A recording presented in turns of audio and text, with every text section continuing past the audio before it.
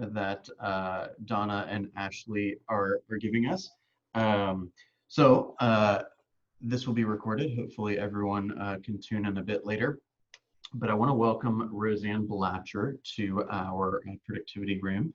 And I'll give you a real quick intro on Roseann, and then I'm going to kind of guide you along in some of the things that I'd like for you to chat about, and give you plenty of time to speak to Ashley and to Donna about your experience in real estate, your experience at Keller Williams.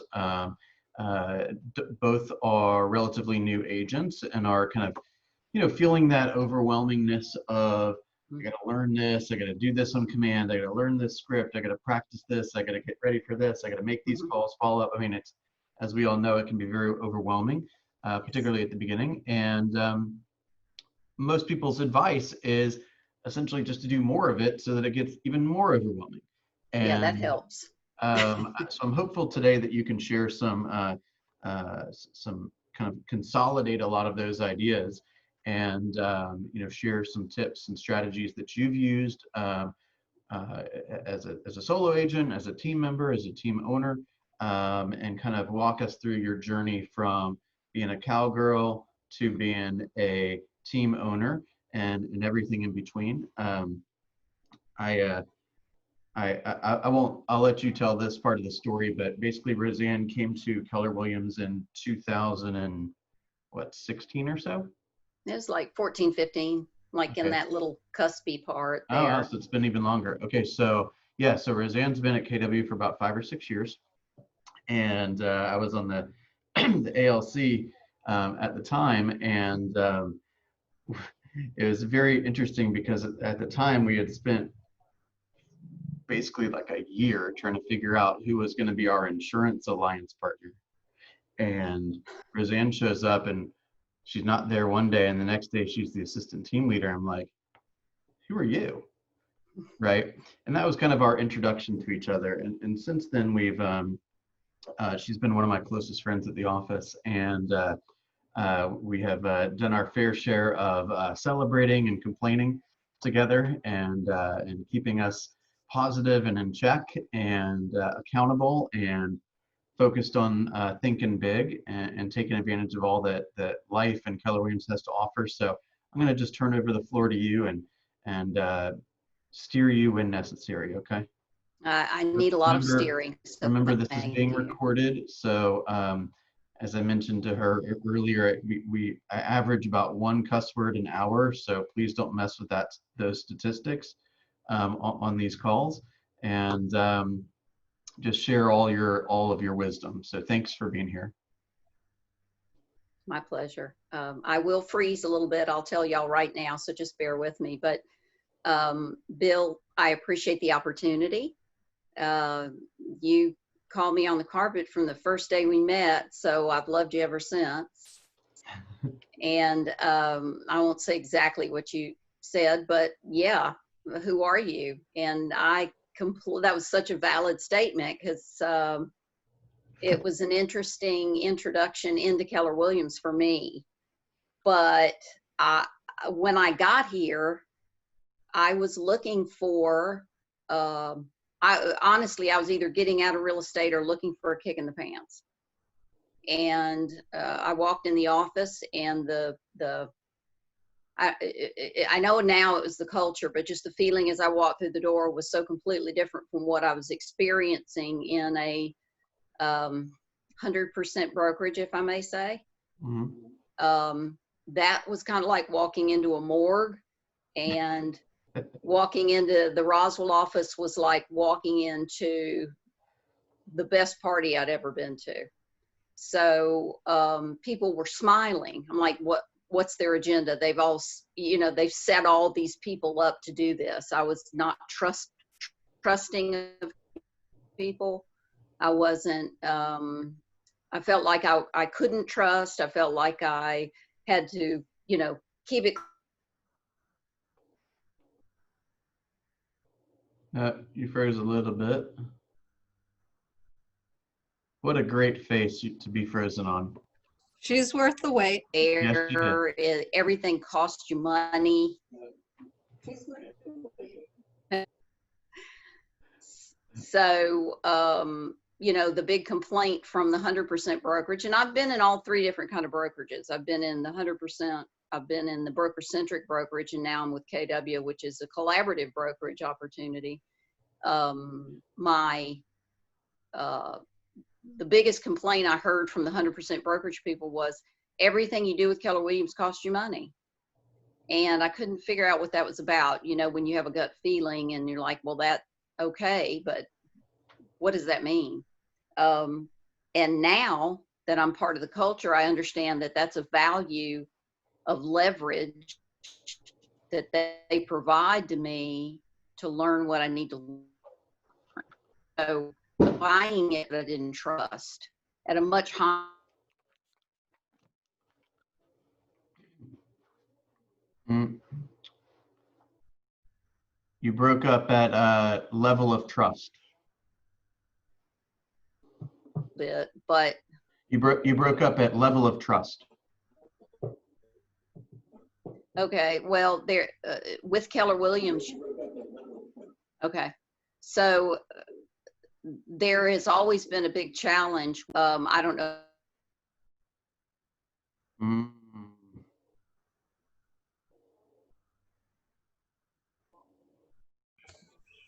Now I'm back. All right, great. I'll be Okay, jumping in. level of trust. You never understood what they meant by you got to pay for everything at KW. What's that? Yeah, and I couldn't understand that, and I thought, well, yeah, it's going to be more per month, but what do I get for that? And fortunately, I had a couple of businesses and understood the value of leverage. And bottom line was, I was weighing. I'm paying $78, $80 a month here and not getting anything. I'm going to be paying a little over $100 here, and I'm getting this and this and this and this and this and this. And I don't have to pay for it at the level I would have to pay for it if I was going out and finding it at the 100% brokerage. So I kept thinking, because of the trust factor over all these years in real estate and a lot of really challenging relationships, if I may say, from agents that took my side of the business. And I'll just be very frank, and you know, they collaborated with me for the opportunity I could provide them, not what we could do together. There wasn't a culture. So I became very defensive, and I kept waiting for the other shoe to drop when I joined KW, and it took me months to just kind of let down and go, oh, these people really mean this. Right, And it hasn't dropped yet. It hadn't dropped yet. No shoe dropped. And I finally understood what real culture is. I mean, I was in the cattle business for 25 years. You talk about an indoctrination into a culture, they are cutthroat, but it was an understood badge of honor there, whoever could trade out the other guy. And I kind of brought that with me as far as horse trading, literally, cattle trading, literally. You just have to best the opponent, because there's a lot of testosterone in that business. Mm-hmm. But if you boil it down to business, it was a business. It was the precipitator of the revenue was just on four legs and made noise and smelled. But it still created a business. It still created revenue. It still created headaches, and it still created enjoyment. You had to own the cows before you could sell them. Yeah. You don't even have to own the houses before you can sell them. You don't have to own the houses. And there was a lot of, you know, fortunately, I didn't even really know the word. I knew leverage in the sense of trading stocks, because we traded futures in the cattle business too, corn and grains, pork bellies, things like that. But we leveraged on those opportunities by hedging. But we also realized that if we wouldn't have to own the land, we could lease the land from these fabulous horse farms in central Kentucky, graze our cattle on the best grass we could possibly graze, and send out west the cattle before we had grass fed up.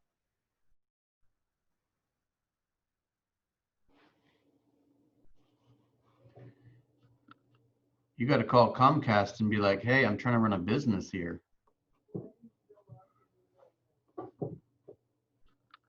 a good thing she's worth the wait. Yeah. Is she down the hall from you? No. Knowing what the word leverage. Hey, you got Roseann, you need me to call Comcast and complain a little bit? This is going to be a challenge, and I apologize. I might try to go to my phone and see if we can make it any better that way. Yeah, I was But- about to suggest that. I bet it would be better on your phone. Yeah. Talk to us a little bit about, like, you know, your kind of journey from the what you call the dependent brand centric business or brokerage, through what you learned and what was going on in your mind when you left that type of company to go to the independent, and then why you were seeking change and why you ultimately ended up at KW. What was that mindset like as you evolved from place to place?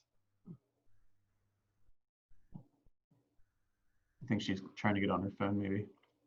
You need me to text it to you?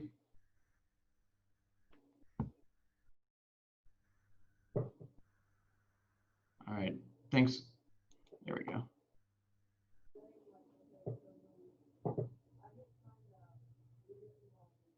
Okay, I think she's connecting on her Georgia Homes group. I love that logo, by the way, nice and simple. Thank you. Okay. Did you hear my question? Not much better, but some. Walk us through that evolution of kind of your like coming from the business that you came from, and trying to kind of learn these concepts of how to employ all this knowledge that you had as you went from a dependent place to an independent place to KW. What was going through your mind? You know, what was your mindset, the evolution of your mindset, and why do you think KW is unique? Well, I was forced to develop a scarcity mindset. I allowed myself to have a scarcity mindset before I joined KW just because I was protecting what I had. I had a really bad relationship with a very challenging agent that was supposed to be a partnership. Ended up being a great partnership for her, but that's neither here nor there. I've moved on. I closed that door and moved on. I just knew I needed more. And I didn't know exactly what that more meant, but I knew it was either I was going to get more out of my real estate commitment or I was going to leave real estate. I didn't want to go back to corporate America, couldn't go back to cattle. I was too old and broken down at that point, but, and I didn't want to travel all over the country being an order buyer, which I could have done, and that's brutal. So I thought, well, you know what? I've invested this much into my credentials. Let's just go with it. And I had stalked an agent from the time I got my license to KW, and she had joined KW from a couple of other brokerages, always at a high level of leadership. And I thought, well, if she's joined KW, there's something to it. It can't be all crazy people.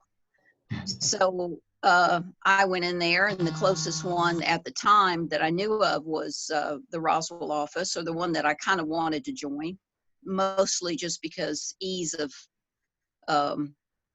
traffic. I didn't want to deal with the East Cobb office because of traffic. And I walked in there, and it was just like an immediate welcoming. And I'm like, okay, here's a good first step. And from then on, I mean, I came in as a single agent. I had not, because of my negative experience before at other brokerages, I didn't think I wanted to be team oriented. And at that time, teams were totally different than they are now. So I went in and started out as a single agent, started doing all the things I needed to do to prepare for that. Could not believe the amount of education I got compared to the other two brokerages I was partnered with before, and just kept doing the everyday thing and started asking pertinent questions and researching and doing what I needed to do to find out what I needed to find for myself. And that, it probably wasn't 2 months after that, I was approached about being a launch coach at KW. And I said, well, I'm just brand new to KW. You know, what with that? And the broker or the team leader at the time said, well, we're looking for talent. It doesn't matter how long you've been here. And I'm like, whoa, I've never heard that before. First, I was flattered, but I said, tell me more about that. And it was, they were looking for people to do a job that they could leverage that person to do that job and help that person to grow. Right. And so leadership has always been something I've done. No matter where I've been, it just seems like I drift into leadership. And then, this seemed like a good leadership opportunity. So I said, sure, I'll try it. Yeah. Try it. Yeah. I think that that's an interesting point, because you say you kind of always drifted into leadership. It's because Mhm. they're leaders everywhere. They're leaders Yeah. in their family, they're leaders at their church, they're leaders in social groups, they're leaders in, everything, right? Yeah. You put a group of people together and the leaders will surface to the top very, very quickly. And, Yes. some people say, well, what's it take to be a good real estate agent? And I always say, look, there's some things you just can't train, right? You can't train somebody who has a deep desire to help people, who understands the importance of being organized, right? Who's a person of integrity and has generally a hard work ethic, right? I can Mhm. teach you how to sell real estate to a buyer in about 10 minutes. But if you're Yeah. always late and you don't think that's a problem, I can't fix that, right? If you're a person that lacks integrity, I can't make you into a person that appreciates integrity. But if you don't know how to speak to buyers, I can change that in a snap of a finger, right? Sure. So it's not surprising that you ended up as a leader very quickly. Well, I always tell people that I talk with, if you have integrity and if you have professionalism and if you have passion, we can teach you the skill set. Exactly. If you don't have integrity, I don't go past a 5-minute conversation, and I have thanked people after 5 minutes and wished them very well and walked on. I can't tolerate that. Right. So I found a lot of lacking of integrity during this very long, I'm an ancient person compared to most of the people in that office, but this long path of mine, I look back on it and I go, oh, of course, that's what I was getting trained for. Mhm. It's being able to understand, and mine was a longer than most because my head is so hard, but the people I've met and the interactions I've had have all trained me to come to this point. I'm very sure. I mean, I could have run my parents' business and still be doing it at this point.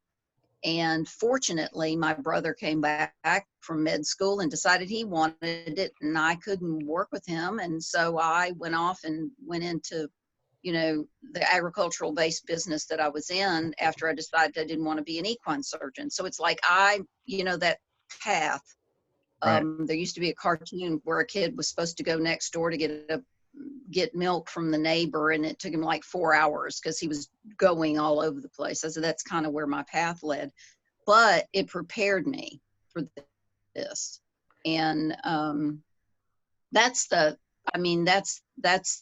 it's been a fascinating life, Well, and it hasn't always been good, but what has been, it's the same been great. people that gravitate towards leadership that also understand the Yeah. importance of learning all the time, right? And so you Yeah. get into a situation and it's like you walk in the door for the first time at KW and you're like, okay, I need to understand this place and I'm willing to learn from whoever's got information, right? Mm-hmm. And so why is that person successful? Why is that person not successful, right? Why do we have team meetings on Tuesday at this time, right? Why do teams exist? What's the whole deal behind that, right? Why is it, your lead, or you're listing your lead? What's the deal with that, right? Why do we say God, family, and then business? Why does that resonate with people?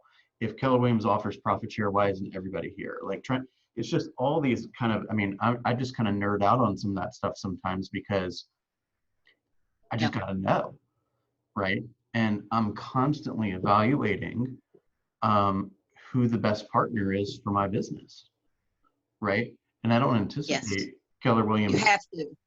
I don't anticipate Keller Williams dropping the ball, but I'm not blind, right? Yeah. So I think as successful people and successful business people, we have to constantly be evaluating the trends in the marketplace and making sure that we have the best partner possible.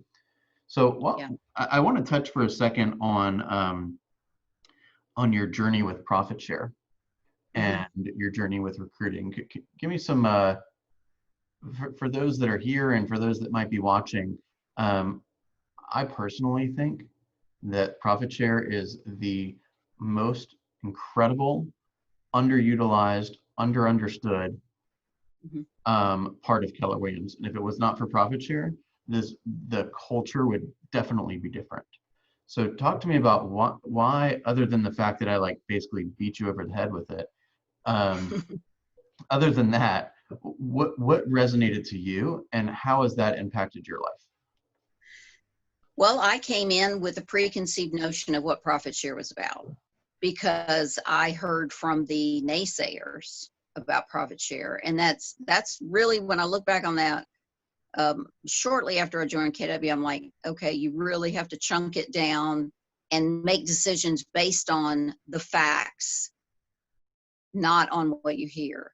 Because it was like, multi-level marketing, they're like wearing saffron robes and beating tambourines at you.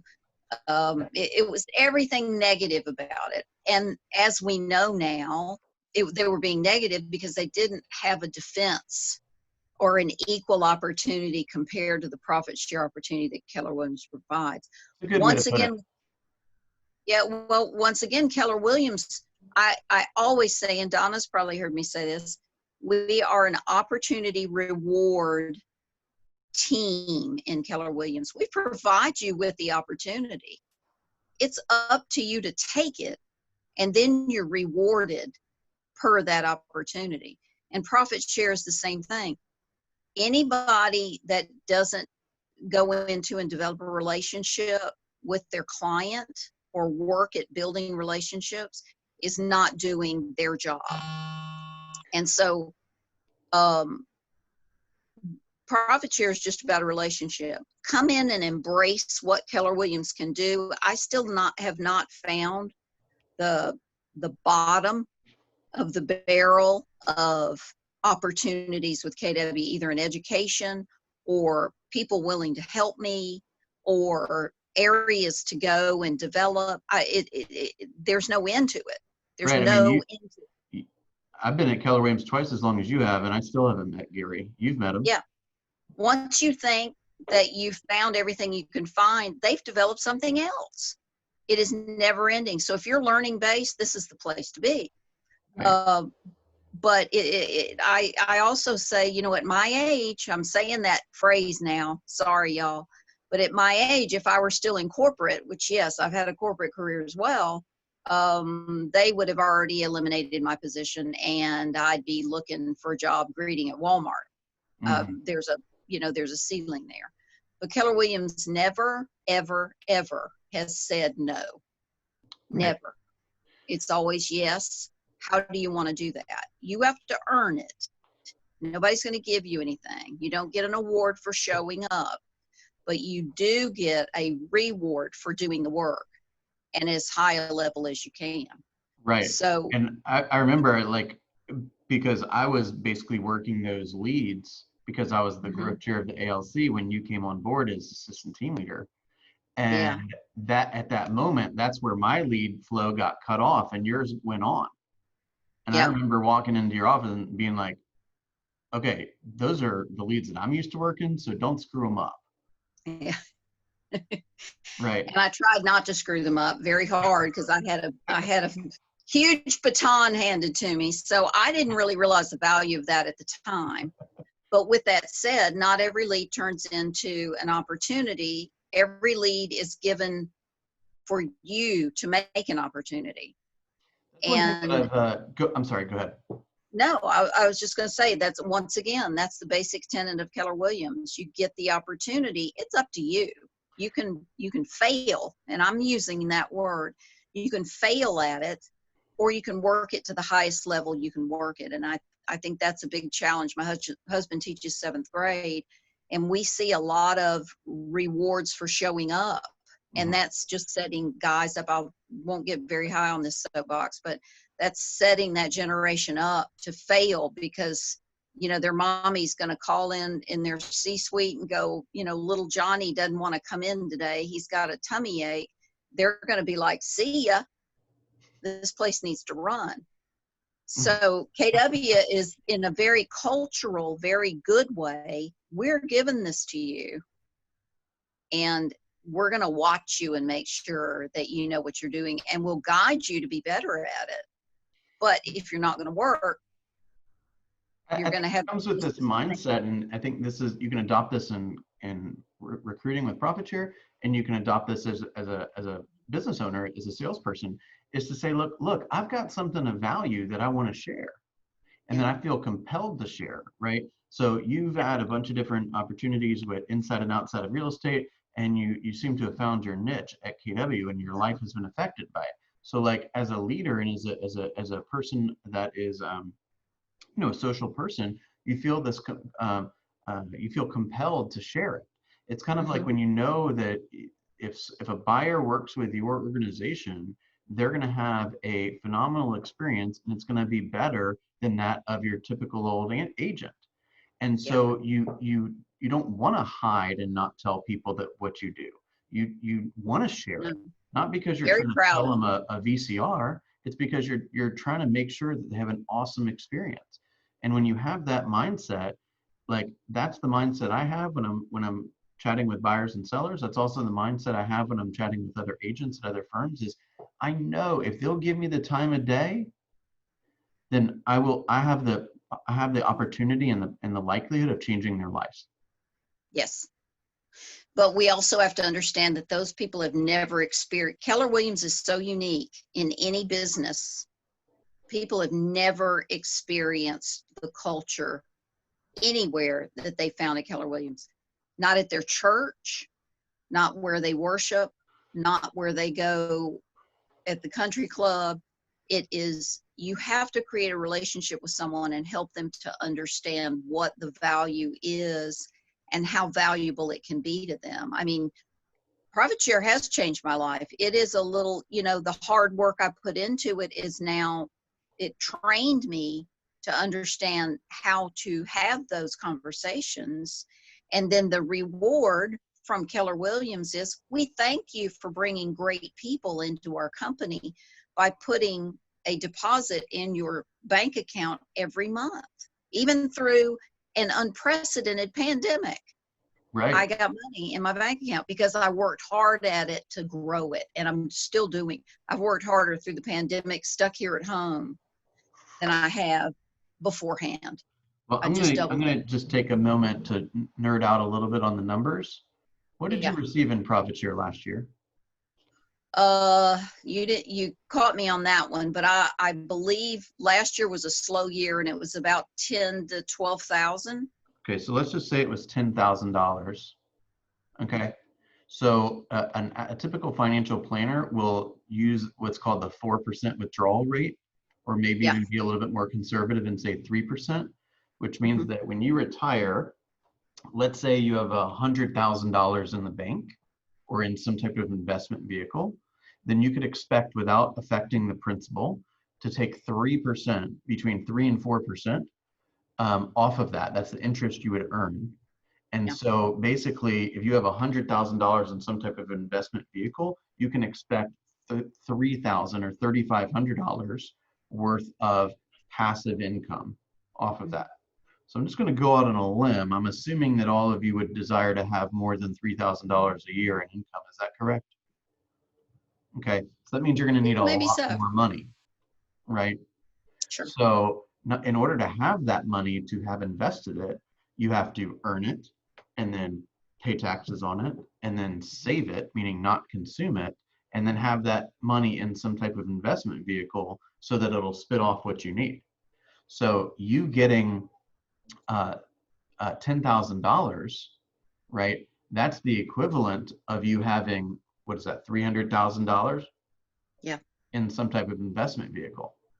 About $350,000 in some type of investment vehicle, right? That you receive 4% on, that's 14. So 350 times 3% is 10,000, right?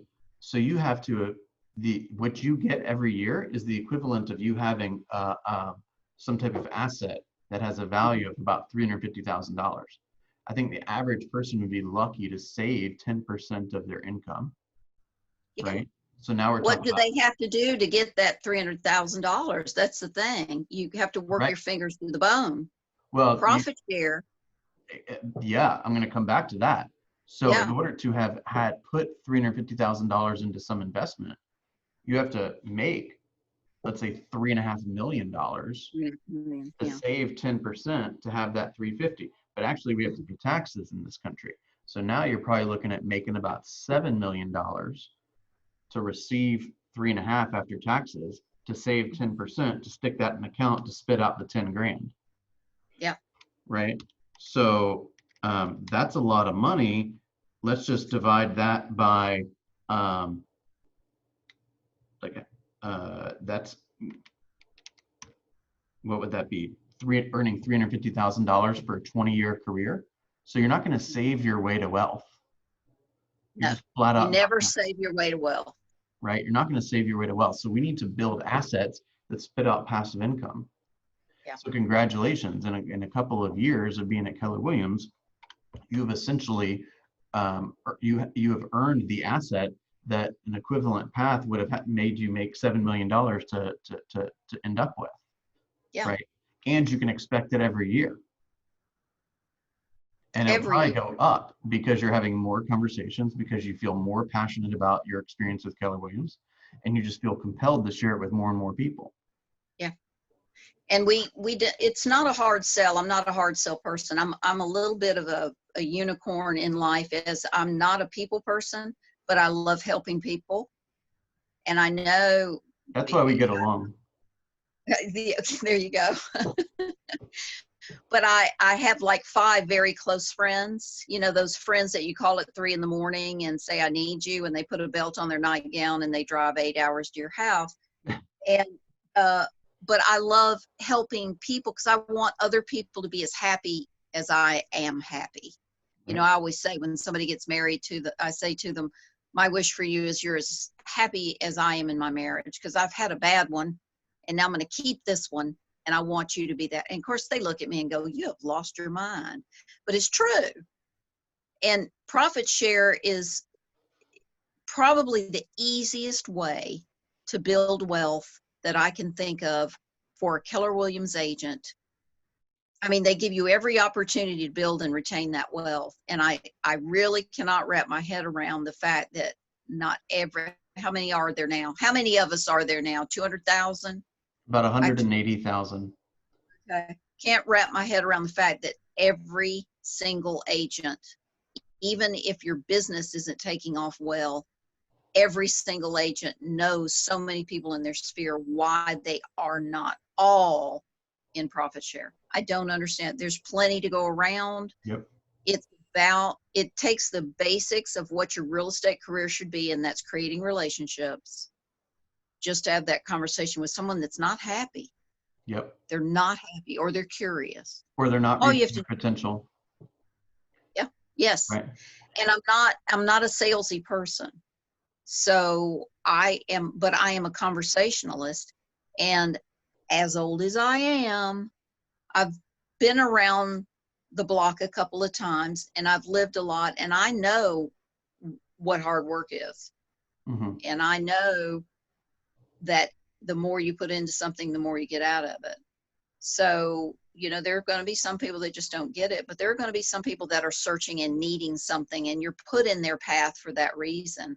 Why not utilize the opportunity and know all you can that you could possibly know about the opportunities with Keller Williams, and share that with people, be the culture of Keller Williams, and help them make a better life as well. That's right. That's right. Yeah, I mean, profit share has certainly changed my life, and has given me some training and some kind of put me in a different room, so to speak. And Sure. Opportunities have come to me because of my success there, including the one I have right now. Yeah, it's pretty unbelievable. It's pretty Yeah, unbelievable that the opportunity. All right, let's shift gears for a second. Talk to me sure. about teams. Why Okay. why would somebody? I just want to get your take on this. Don't recruit all my people away now. But why team or why not team? What is a team anyway? Okay. Well, going back to KW, you can do anything you want with KW if you do it with professionalism, integrity, and passion. And I started out as a single agent, always been a single agent until 2018. Mhm. And there comes that L word again, not leads, listing, and leverage, but just leverage. And I knew that there are a lot of things I'm not good at. And for me to leverage the things I am good at and combine it with someone else's talent, I know I could go further faster. So I tried that with. That's interdependence, by the way, rather than independence, which they Correct. definitely don't teach you at dependent firms, and they don't have No. enough resources to teach you at independent firms.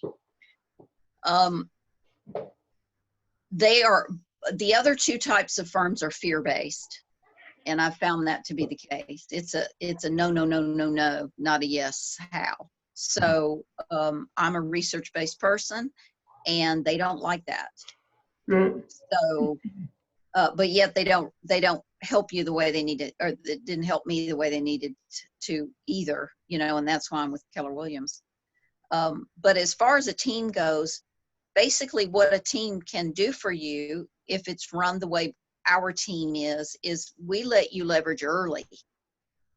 You're a brand new agent. You don't have a lot of money in the bank. You need to get somewhere by a certain time mentally and physically to be where you need to be. It's either a time crunch or whatever. Let me stop you right there. An example of Sure. that would be you just need you need to win. Like you need a client. You need somebody to give you an opportunity. Like you need a win. Sometimes we don't get wins fast enough. Yeah. Well, a team is a micro KW. A team Yeah. is a micro market center, and it's a much more personal opportunity than our team focuses on the individual agent and their growth to their personality style. And what we do is allow that agent to leverage without having to shell out the cash for, an admin or an ops person or contract to close or the sign branding doc. or signs or. Yeah, you leverage what we've already built. You leverage our systems, you leverage our model, and we provide you with the ability to just do what you're good at. Right. Be that buyers or sellers. Now, what it is you pay a little bit a month to KW Roswell for your errors and omissions insurance. You pay a little bit a month if you go on a payment plan with the realtor board to pay for your realtor dues. You pay a little bit a month in technology for Keller Williams each month. If you had to do that and write a check, let's hope you're a millionaire when you start into the real estate business, because that's expensive. So we take that model and we use it on our team, that we will coach you heavily for the first 5 transactions. And we're going to take a little bit more out of your split with us, because our time is money also. Right. And I like to eat, and my car needs gas. So yes, we can't do it for free as much as we want to, but we take a split out of your commission, but we show you the value in that by helping you with every step along the way, with all that leverage. And then we reward you for going to that 6th transaction, and we're going to raise your split. And then you decide you want to build your own team with, powered by the Georgia Homes Group. Sure. How? Let's show us how to do that. You Right. want to go to, somewhere else, you want to do it in another state. So what we do is we just have a plug and play, but we've already tripped and we've got the Band-Aids and the scars to prove it. and we've made the mistakes, and we've learned how to grow, and we've built a business on a higher level to the point where we've got 2 teams now in 2 different states. So it's, you just take what we learn and base your business off of that and grow your business and brand yourself powered by us. So a team has, all the teams have the same basic model. Some of them take more of your commission and just give you leads. We teach you how to build your business. And I can just, I can speak for what we do and not what other teams do, but I know that's how we operate, and we have our own personal coach. So that's also very helpful, because she's there and the leadership team's there to support you on a daily basis. So I find that agents have needed that in the past. They've needed that. There's that gray area from Ignite to having your first several transactions, and now PC has come in and filling that void, but also team collaboration helps. Our team collaboration helps with that void too, and we have agents that still reach out to us to talk to us about what that means, and we learn from that. Yeah, but We I've learn. always said that, like, my first 5.5 years were at a different company where no one talked about teams, and there wasn't any examples of teams, right? And Yeah. I had become one of the top producers at that company, and I looked around and saw the, out of, I was probably like, I don't know, top 50 or so agents out of like 2,500. And I looked around and I said, well, gosh, y'all, you're making more money than me, but I don't desire your life. I mean, it just seems like you're working even harder than I am, right? Exactly.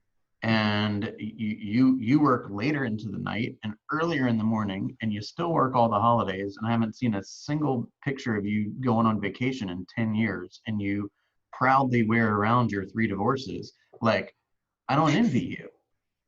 Yes. Right. And so, like, I was sitting here trying to figure out, well, I feel like I'm just getting started, honestly. And there isn't any examples of any team building or business building or profit and loss statements or any of that stuff. Nobody's got an assistant. So who's going to teach me how to do this stuff? And I realized that I had to be in a different organization in order for that to happen. And so this idea of teams kind of like came into my world, and I just adopted a very simple understanding of what a team was, which is I'm going to go in and I'm going to do exactly what they tell me to do, right? Which is make the calls, follow up, build the systems and all that. And eventually I'm going to wake up and I'm going to say, well, damn, I'm busy. And they told me this was going to lead to a lot of opportunity, and it has. And now I'm out of energy. I'm out of time. And so I'm going to do what a natural business does, which is grow. Yeah. And there's only 2 alternatives if I don't choose to grow. One is to stay where I'm at and continue to have a, butt up against that like ceiling forever with a decent income, but not a great quality of life at all, and just burn out and like take pride in the fact that I don't work at night, or that I do work at night and I do work on the weekends and all of that. Or you retreat back to where, let's say that happens at $125,000 of income. Or you could retreat back to 80 where you weren't as stressed. Or you can go beyond 125 and do it by growth. Yeah. Right. And so I think of a team and say, well, all this is just one person that did what they were supposed to do and realized that they were going to be more successful with the help of others. And they weren't afraid to take the risk of bringing that into their world. They weren't afraid to be challenged to become a leader quickly, right? Or write a check for something that they didn't know if it was going to pay off or not, right? Well, that's on the Y4C2Ts, success through others. That's right. That's what that means, exactly. That's right. And real estate, we're kind of in this unique situation because, like, I don't know of any real estate agent that hired an assistant right away.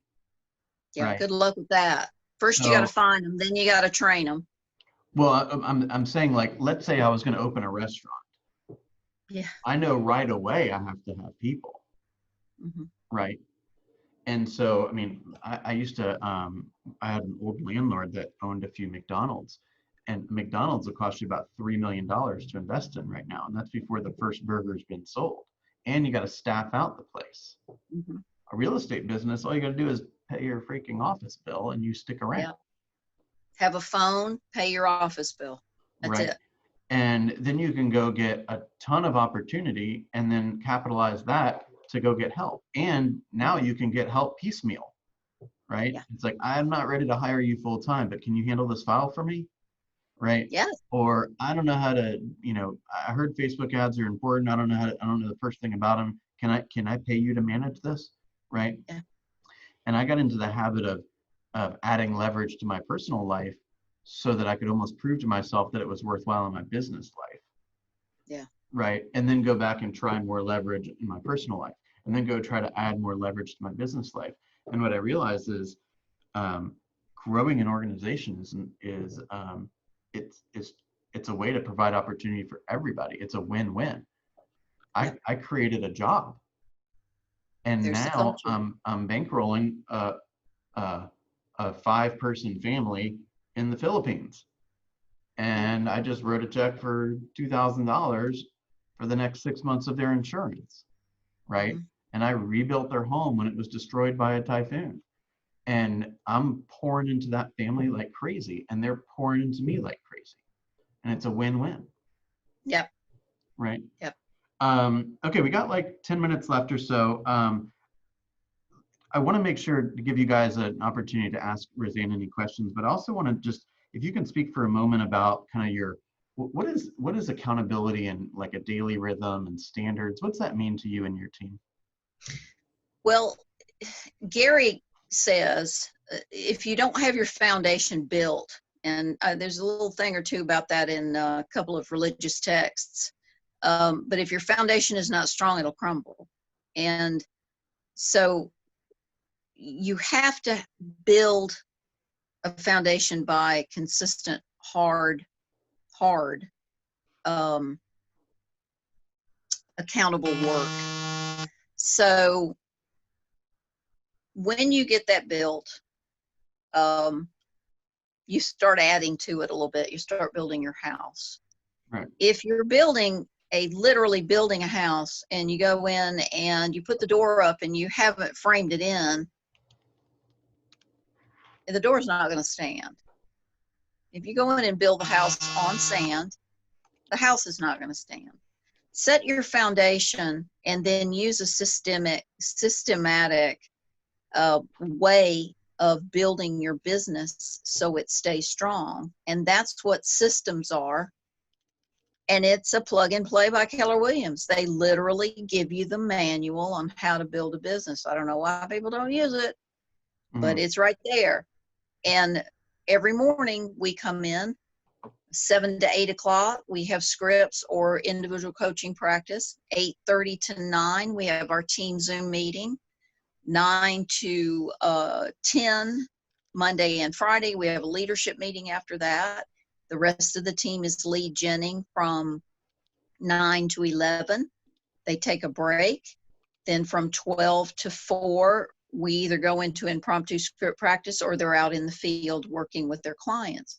So we do that every day. We set a rhythm every day, and it's really just basically a rhythm developed by Gary Keller that we follow. And if they can't, for whatever reason, there's nothing more important than lead gen. So if you happen to have a client that wants to meet with you at 8:30 in the morning, that's all well and good, and that's fine. But your lead gen follows after that. So every day there's a minimum of 2 to 3 hours of lead gen, because if you don't build your database, you don't build your business. And that's part of the coaching hour every day. What does your database look like? What are you working today? How are you working that? What scripts are you using? And you have to have that foundation built. You have to have that practice within your skill set to be able to feel confident and sound confident to your client. Right. And we do it every day, Monday through Friday. And then Saturday and Sunday, we want you to have a day off. Or if you're showing property or working on the weekend, you need to take some time off during the week, because you got to rebuild your body's energy. So you've had, just like all teams, you've had people come and go. What happens when somebody isn't willing to do the work? Well, we help them self-discover on that, because when they come into our team, we don't give you full membership for 90 days. We date each other for 90 days. And at the end of each week, we have a conversation on how it's going. At the end of each month, your first 30, your second 30, and your third 30 days, you have a deep meeting conversation with ops or the entire leadership team. And we first address what your challenges are and how we can improve that. It's almost like a professional development program. And usually by the first 30 days, everybody is self-realized that they love this or they're not sure they're going to make it, because we are very specific with the structure in our organization. So the 30, 60, 90 is something that was put in place that I think is a beautiful thing. And if everybody feels they're embracing it and they love what they're doing, they can continue on and be invited to full membership of the team after 90 days. But usually within that first 30 to 45 days, they'll self-discover whether they like a team opportunity or not. Because we have conversations. You don't get all the benefits of being on the team without expectations and standards and yeah, and all of that is presented to you before you make the decision, before we onboard you to the team. It's very open book as far as what our expectations are. And we know life gets in the way. We've got one agent that wants to join us, and she's got 3 kids and 2 parents at home, and she's working a part-time job, to make ends meet, and she'll transition a little more slowly. But that's where the part where we work with each individual agent, because we know every person is different. Right. And it's that fine balance of not making special exceptions for people where their standards might be different from somebody else's standards. Yep. And wanting to provide as much opportunity for people as possible. But the benefit of joining, be hard. Of course. The benefit of joining a team is you kind of you jump right into a rocket ship, right? A well-oiled machine where they've got the systems, they've got the branding, they've got the tools and all of that. Now there are some dependent components to being a team member, right? But oftentimes you can jump right in. And it can be a win-win. It can also not be a win-win. And so every team is made differently. Okay, thank you, Roseann. Talk to me, let's open the floor for a couple minutes. Does Ashley or Donna have any questions? I actually do. I have a few. Roseann, you mentioned the different types of firms. Can you give me just a little definition on each of those? Yes. Well, I have a little bit different name for them, but I call the first, and it just goes by where I joined first, but the first is a broker-centric firm, whereas the broker is in charge. They make the decision on all the money. There is no cap on what you pay as far as you may pay a little less as far as your split, but there's not a cap. You continue and you pay them, and they continue to say thank you, and they take your check and now go out and do another deal.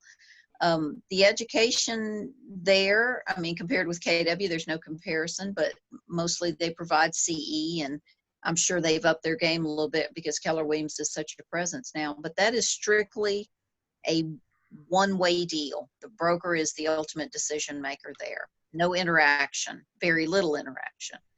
The second type of brokerage is the 100% brokerage, where you pay a flat fee monthly and a tier of transaction fee, and you get 100% of your commission when you have a deal.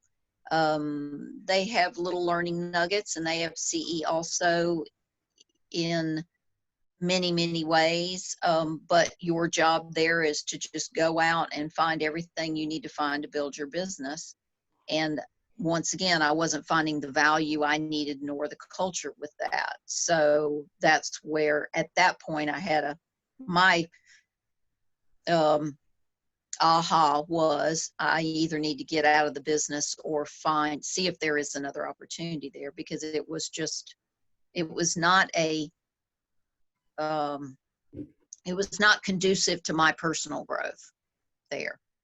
So then I found Keller Williams, which is an interdependent firm, and we work together as a team. Even if you're a single agent, you work as a team with the market center leadership to grow and develop your business. And if that leadership, like we have, which is phenomenal, if I may say, because I've been around the block, they feel you're struggling, or you come to them and say, I'm struggling, they do everything they can to find you the opportunity that would be a good fit for you and help you until you do find that good fit. Because after all, we have to discover that. It's like, Donna, pretend like you're going fishing, okay? And you go down to this lake where you hope that there are fish, I mean. And if it's a dependent company, there are basically no rods or bait. There's just like a sales station where they sell you the fish. And you can't control how much it costs or what type of fish is available. Or what kind of fish you get, yeah. Right. And you have no control over how much how much you can buy. That's the dependent company. The independent company is you go down to the dock and there's a fishing rod that's broken down into 10 different pieces, and there's no instruction manual on how to put together the rod, and there's definitely no one ready to teach you how to cast it out, right? And of course you're going to pay less for that because they ain't doing nothing. Yep. Okay, but your success is completely up to you, and you're basically going at it blindfolded. And the third option is you come down to the lake and there's a team leader, an assistant team leader, a productivity coach, an executive leadership team. Everyone knows how to fish and they all want to help you fish. That's the biggest difference. Yep. Right? It's like, are you buying the lead? Are you being taught to fish? Right? Who's in control? In the broker-centric model, the broker's in control. In the interdependent model, the agent is in control and they're in business with the brokerage, who understands what the most important things are, which is integrity, culture, technology, community, service, education. And it's clearly obvious from all their offering packages. And the independent company in between is essentially, hey, quite frankly, you don't pay us enough for us to really care that much about you. Yeah. And so this is essentially the cheapest way for you to stay legal, and you can figure out whatever you want to figure out on your own. And so the question is not like, how much do you pay? What's it cost for you to be at that particular brokerage? That shouldn't be the question, in my opinion. The question should be, who is the best business partner for you based on your needs and their offering package? Right? So like, why, if money was the only thing that was important, why would anyone ever buy a BMW when they could get around in any car? Right? Yeah. And a big thing is, people ask, well, why are so many people at these other kinds of brokerages? And I really say that's because they've not been taught the value of leverage or growing a business or culture, and they don't know any better. I would venture to say that if you went to an independent company and said, I will give $1,000 to anyone that provides me their profit and loss statement in the next 20 minutes, I wouldn't have to give $1,000 to anyone. Those people are just flat out not running a business. Yeah. They're just not. Yep. Ashley, you have any questions? Yeah, actually, I have a question about your teams. So you were saying that you, when you first hire people or bring people onto your team, you help them get started and follow through with their transactions. Do you typically give them a database of names to call, or are they still required to create their own database from scratch? We allow you to build your own business. Like, we ask you how many people are in your database, help you develop a lead generation system for that database. And it's kind of, once again, the earning of the opportunity reward. Everyone that does the 30, 60, 90 at a high level earns the reward of getting leads after that 90 days. So we do supply you with some leads after you earn them. Oh, But the first 90 days is going to be about developing your own database, okay. because you can leave us Right. and you might decide you can do it on your own. And if you leave us, we keep your database. What sense would that be? You've wasted your time, Mm-hmm. except for what you've learned on the team. So we help you build that on your own, and you have that, and that's yours to keep all the time as you build your business. Okay, got it. Do you find that when you bring people on after they've kind of gotten the hang of things and learned how the systems and everything, do they leave you and go out on their own, or did they? I know you said that they develop their own team sometimes, and you kind of give them the tools to put in place for that. But are they still kind of a team underneath your team, or how does that? That's the concept. Is if you want to be powered by the Georgia Homes Group, we provide you with the opportunity to brand yourself, brand your name. It's about your business. We don't want to be in the $1 Million Club. We don't want to do any of that. It is a mutual symbiotic relationship with the agent and the Georgia Homes Group, or the Maine Homes Group, whichever, that applies. And because you're your brick and mortar store. Ashley, it's the Ashley and Co. And Ashley builds Ashley's business, and she just uses the strength of the Georgia Homes Group and the leverage of the Georgia Homes Group to do that. Gotcha. Okay. Thanks. Sure. And Roseann, if someone leaves your team, they get to keep their initial database, their sphere that they came with, or does that stay with Absolutely. them? Okay. Everything that they have gathered and brought with them, we actually require you to put that all on a CVS file, and we upload it, because our ops person will put that in your command system. But also we have that categorized. So if you decide to take another opportunity, you take that back and take it with you. Right, but if somebody were to say, like, I love this organization, and there's nothing stopping them from, let's say, expanding to a different state and being a sales leader in your organization, right? And it's not like, hey, I own the place with this person, and if you don't, you don't have to go and start something else. You could become, everyone can move on up, right? Yeah. I mean, Stacy's, I think the way this works is you guys are business partners, and your kind of domain is Georgia and hers is Maine.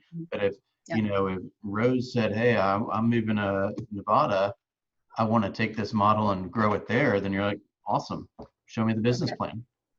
Yep.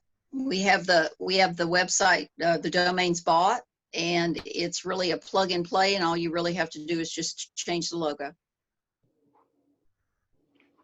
I just looked it up. You don't have the North Carolina Homes team. I'm about to buy it. Roseann, that's another business opportunity. That's how right. many people do you actually have in your profit share downline? Well, I'm going to add to that quite a bit in the next 2 months, but I believe I'm down to 13 in total. I've got 3 in my second level and 10 in my first level, but I have to look that up. Do we have time for one more question? Sure. Yeah, I just have another call. I have another call at 1:15, but I'm good until then. Okay. What happens when you decide to retire from real estate? What happens to your downline? Do you turn that over to the firm, or do you still stay involved? How does that work? For me personally, I'm going to leverage my team with that. I doubt if I'll ever retire, but I am going to reverse a little bit and then just come in for leadership and ownership and recruiting opportunities. So anything that I've developed probably will be already dispersed before then, because I'm not in production, and all the opportunities I get go to the people that earn them. So just to answer from a KW perspective, know that asset or that downline is willable. So you can will it to your an heir, or put it in the name of a trust or something like that. and Okay. then it will continue to pay the beneficiary that you select forever. So as long as people that you've attracted to the company, or people that those people have attracted to the company, are still creating profit for their local market center. So no, you don't turn it back over to the company. Now, I've always treated that as a business also. So when I stepped into the team leader role, for example, I wasn't active. Prior to that, I was actively recruiting for market centers across the country, particularly in Metro Atlanta. When I stepped into the team leader role, I wasn't really in a position to recruit for the Stockbridge office or something. But I went and said, hey, I got an opportunity for those that I've recruited to Keller Williams to go and continue what I had built. So my assistant is helping them. I'm still paying for the data. I'm still paying for the texting programs and all that. And those people are building their downlines and my downline simultaneously. So I've got I've got 100-something people in my downline. I wouldn't know if they walked into my office. Yeah.